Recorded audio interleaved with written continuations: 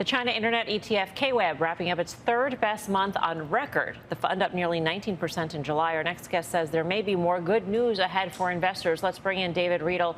He is the founder of the Reidel Research Group. David, good to see you. We haven't gotten the massive stimulus as we've seen from Beijing in the past. I thought it was interesting when I was reading through your notes that you say that what's happening with Russia pulling out of the Black Sea Grain Initiative, actually that could be the prompt for Beijing to do more stimulus. Can you explain? That's right. That's right. People aren't really paying attention to this, but China is the biggest buyer of Ukrainian grain. And so with the breakdown in that Black Sea Grain Initiative, the pressures on Beijing are going to be extreme in terms of food price inflation. So they're huge importers of that wheat. They may have been stockpiling a little bit ahead of that breakdown in that agreement, but that's a stockpile of weeks, not months.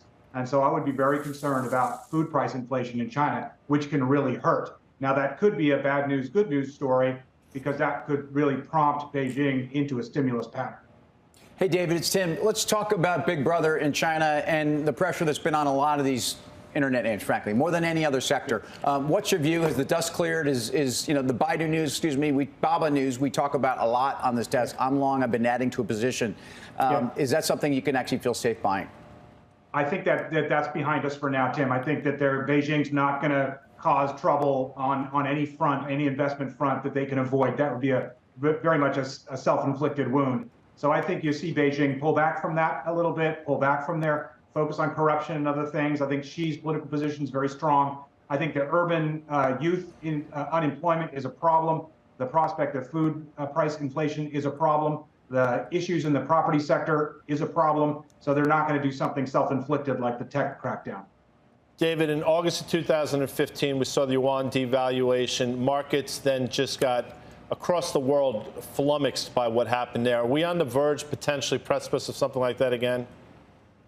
I don't think China's going to try to export their way out of this. They've already absorbed quite a lot of drops in exports. They had a 12% drop last month alone. They're really focused on domestic consumption, things that they can control at home. They know the external environment is rough. So I think watch more for fiscal type stimulus.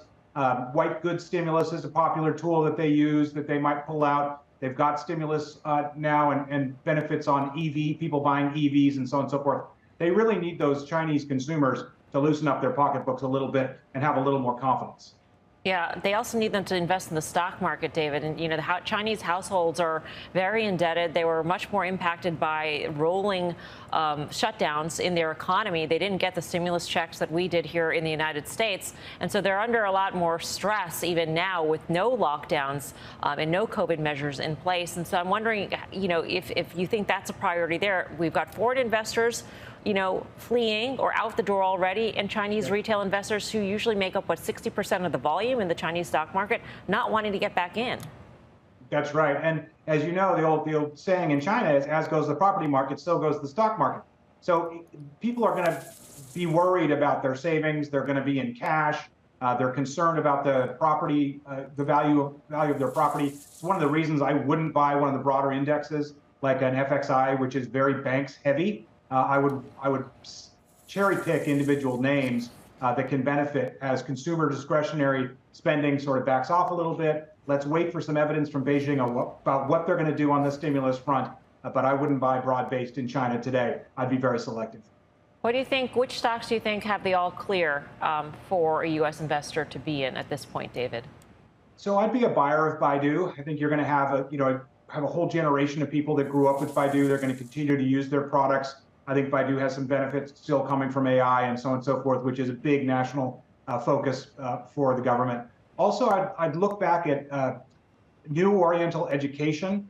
This is a for-profit education company that does a lot on cramming for exams. During times of unemployment, the Chinese do spend a lot of time and energy on improving their skills and their training, and New Oriental is well positioned to benefit from that.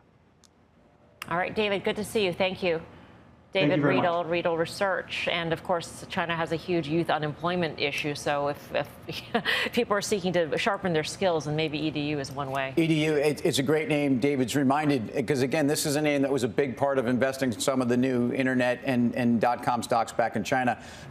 Also, we talk about China being critical for getting EM right, or vice versa. And EM at 42.50 is about to break through one-year highs if you think the dollar's peaked here. So I think China is pulling the entire asset class up. That move in BABA, which I think continues to go higher, is very impressive here. Let's pull up a BABA chart real quick, because it definitely saw its room. We've mentioned 119 a couple times on this show.